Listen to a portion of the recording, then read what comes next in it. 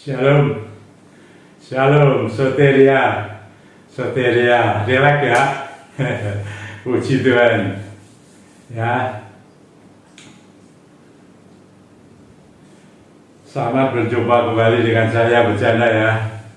Dalam acara spesial ini HDM, Healing and Deliverance Ministry. Puji Tuhan saudara-saudara, kita bertemu. Saya harap siapapun yang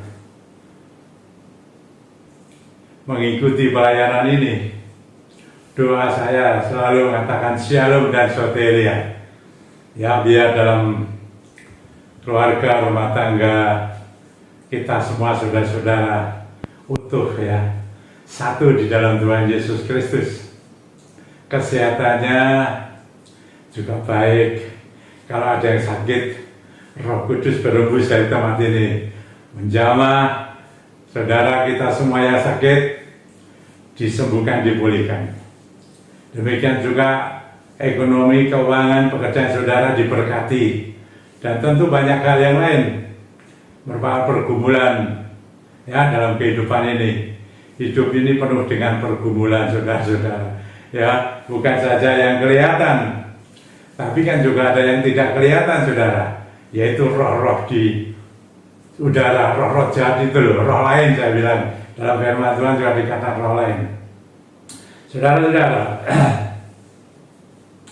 selain itu saya akan menyampaikan soteria, supaya kita tetap setia, ya, percaya kepada Tuhan Yesus Kristus.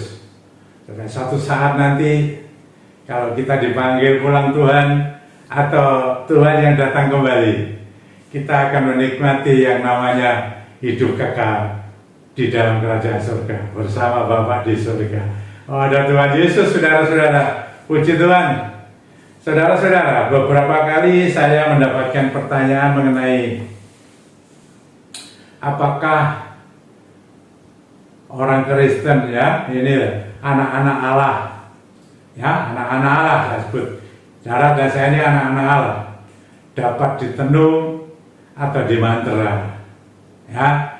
Dan itu tema saya, saudara, ya. Tema saya adalah, yaitu apakah anak Tuhan dapat ditenung atau dimantra? Nah, jawabannya ya saya dalam Alkitab ini, dalam firman Tuhan, saudara-saudara. Ya, kita lihat dalam kitab Bilangan, saudara.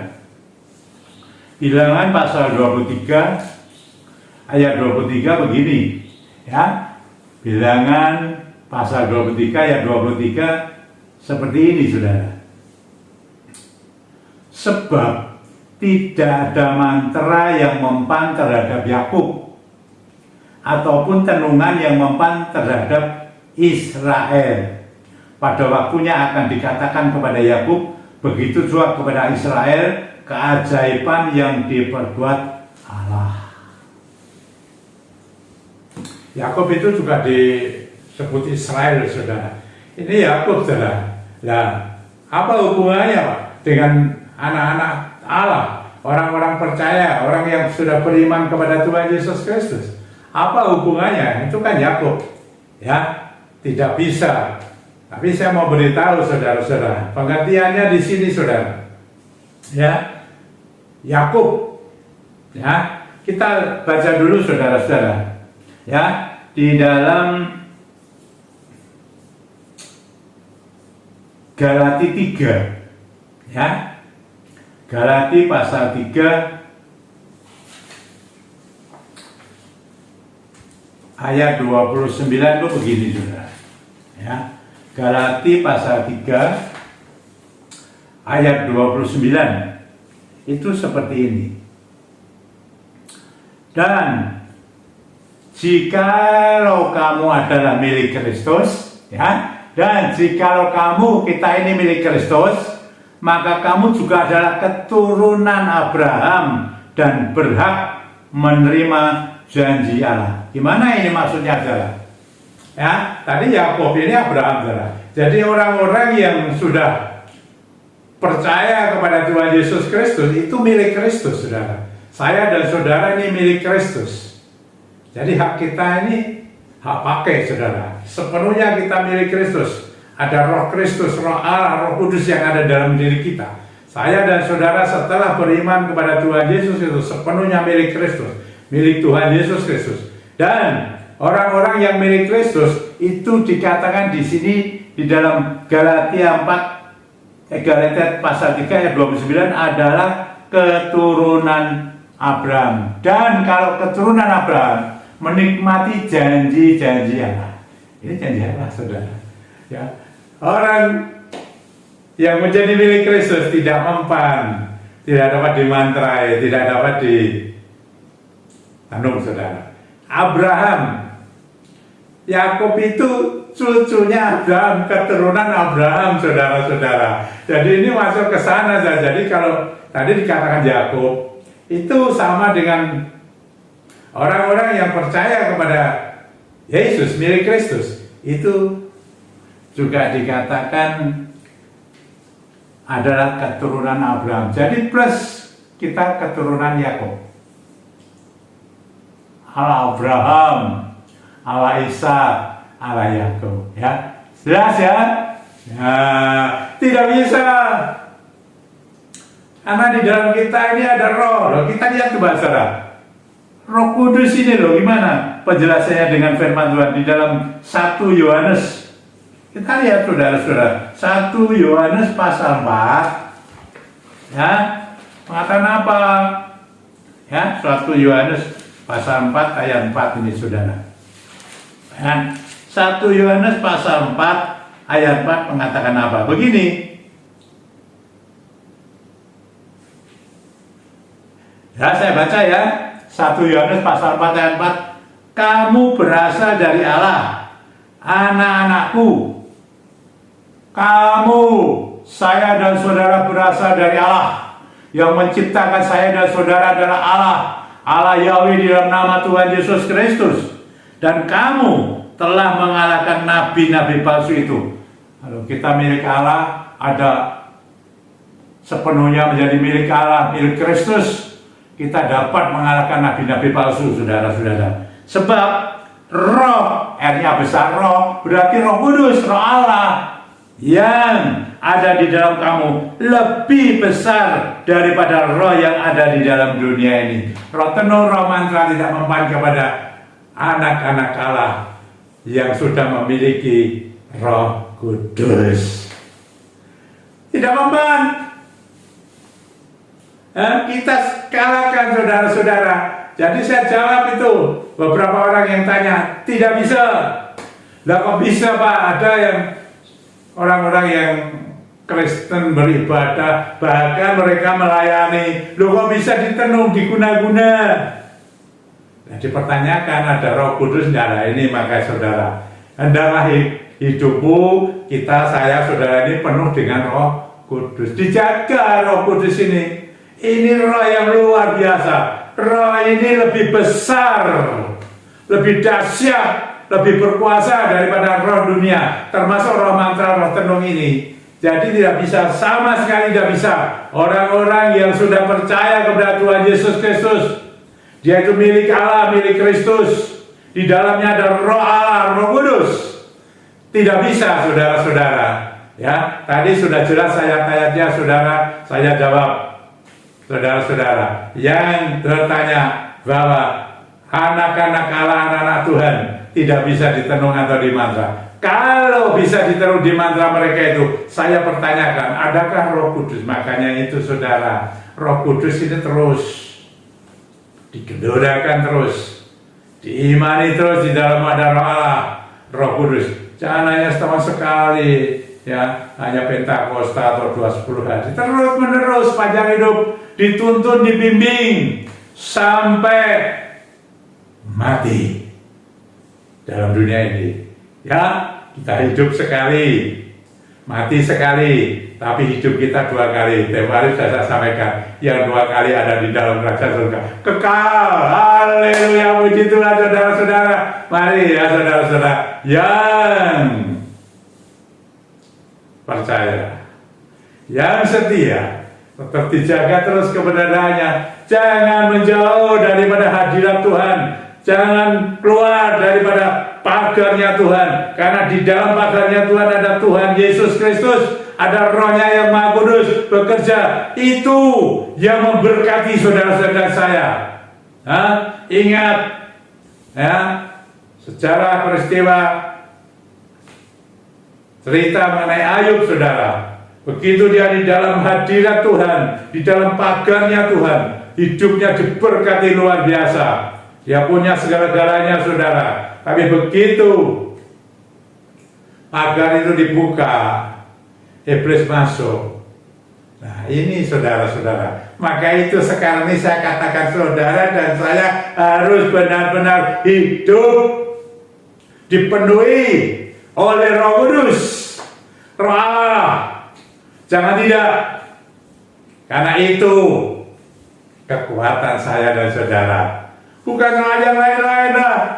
Ya, lain-lain itu tambahan. Tapi Roh Kudus ini benar-benar saudara yang mengerjakan, ya, mengajar, ya, mengingatkan seluruh firman yang tercatat, firman Kristus ini, saudara-saudara. Bahkan ada yang tidak tercatat diberi oleh Roh Kudus. Ya, bukan itu saja, saudara, beri kekuatan dan kuasa tenaga. Untuk apa? Untuk membuat menyatakan mujizat keajaibannya dia. Di dalam nama Tuhan Yesus Kristus, Roh Kudus bekerja. Kita ini alatnya saja, tapi begitu Roh Kudus bekerja, di dalam namanya, nama Tuhan Yesus Kristus, nama dia segala nama, dia bekerja. Dia yang berdaulat, saudara, sekarang ini dan sampai Tuhan Yesus datang kedua kali. Haleluya, puji Tuhan, saudara. Sekali lagi, saudara, orang anak Tuhan tidak dapat ditenung atau dimantra, saudara. Ya, yang selama di dalamnya ada Roh Kudus. Dan saudara dan saya sudah beriman kepada Tuhan Yesus, berarti saudara adalah keturunan Abraham, keturunan Ishak, keturunan Yakub. Di dalam nama Tuhan Yesus Kristus ada keselamatan, ada kesembuhan, ada kelepasan, ada berkat yang luar biasa. Haleluya. Mari saudara-saudara, ya, saudara-saudara, saya pakai pengurapan tetap ya, saudara, meskipun relax begini, ya. Mari saudara-saudara, mari apa yang saudara sekarang dalam pergumulan saudara saat ini, ya, ini kondisi lagi tidak baik-baik saja, sukar, saudara. Ya, dalam hal apa banyak sekali. Ya, mari saudara, saya memakai sarana, ya, sesuai dengan perintah Tuhan, memakai minyak yang tanpa alkohol. Ya, semua saja. Tapi harus dikuduskan ini. Kalau saudara punya minyak belum dikuduskan, yang mau, ya, tidak ada paksaan, saudara. Saya hanya menjalankan apa yang diperintahkan Tuhan, dan di luar itu saya tidak. Dalam nama Tuhan Yesus Kristus, kalau ada minyak-minyak yang belum dikuduskan saat ini, saya kuduskan di dalam nama Tuhan Yesus, supaya Roh Kudus yang menguduskan sepenuhnya, jadi minyak menjadi minyak kudus, dan Roh Kudus akan bekerja lewat minyak itu, hembusi Roh Kudus dalam nama Tuhan Yesus Kristus. Urapkan, saudara, saya sudah murapi dalam nama Tuhan Yesus. Saudara urapkan semua yang sakit, apa saja yang baik. Saya katakan pergunakan yang baik, jangan yang tidak baik, yang di luar firman Tuhan, yang menyalahi firman Tuhan, yang memakai kehendaknya diri. Hati-hati, berbahaya. Pakai untuk kebaikan, ya. Dalam nama Tuhan Yesus Kristus, Roh Kudus bekerja. Kalau ada mereka yang saat ini, Tuhan, katanya dimantra atau ditenung, anak-anakmu, Tuhan, firman Tuhan mengatakan tidak mempan, tidak dapat ditenung atau dimantra. Kalau ada, Tuhan, saat ini, sekarang dalam nama Tuhan Yesus Kristus, lewat Roh-Mu yang Maha Kudus, lewat pengurapan minyak yang kudus ini, Tuhan, bekerja atas mereka, dan Tuhan yang akan memulihkan, melepaskan mereka dari segala ikatan roh tenung maupun roh mansa. Keluar daripadamu, dan engkau pulih, sadar, dan terima Roh Kudus dalam nama Tuhan Yesus Kristus. Dijaga, dirawat benar-benar. Haleluya. Yang sakit disembuhkan, dipulihkan di mana saja berada, karena Tuhan, Engkaulah penyembuh. Di dalam nama Tuhan Yesus Kristus, Roh Kudus bekerja, memulihkan, menyembuhkan.